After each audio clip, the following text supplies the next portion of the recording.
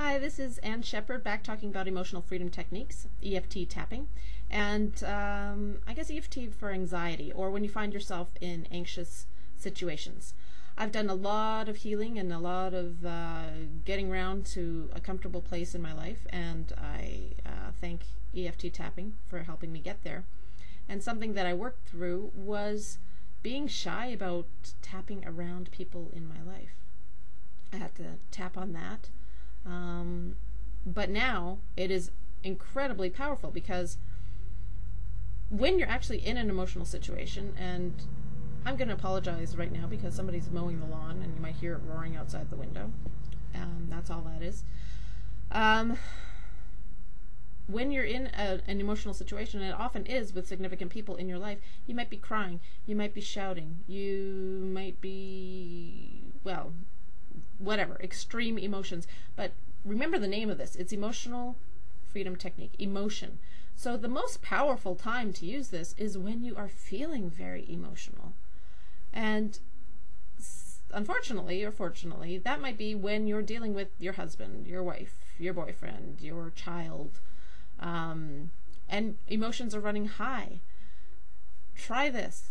If you need to, try first tapping with, even though I feel silly for tapping around people and I'm an idiot and they're going to think I'm crazy, I deeply and completely love and accept myself. So use something, some sort of rounds to get comfortable to doing it around other people.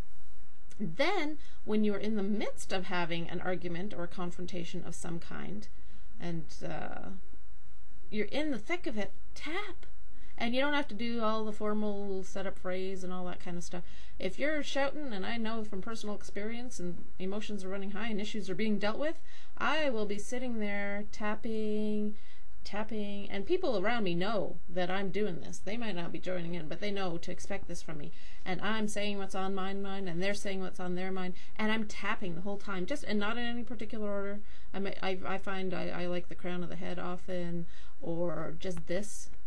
Tapping the collarbone point is very easy to do for one thing, and convenient, or your wrist, whatever. Just when you're in the thick of it, try to save a little corner of your mind to remember to tap anything, anywhere, as much or as little as you can. And I found the emotions pass faster, the intensity decreases, and it's diffused. And often the issue is much less overwhelming because you've diffused it, you've rewired the energy around it. So don't shy away from the powerful emotions, the negative stuff that so often, oh, I don't want to get into this again. And if you find yourself there, tap. That's your little tool in your arsenal now. Tap, tap, tap, tap, tap, tap, tap, tap, tap, tap, tap. And if you might, as I said, you might need to tap first and not feeling like an idiot tapping around people if they're going to roll their eyes and set off other buttons. So, you might have to deal with that a few rounds.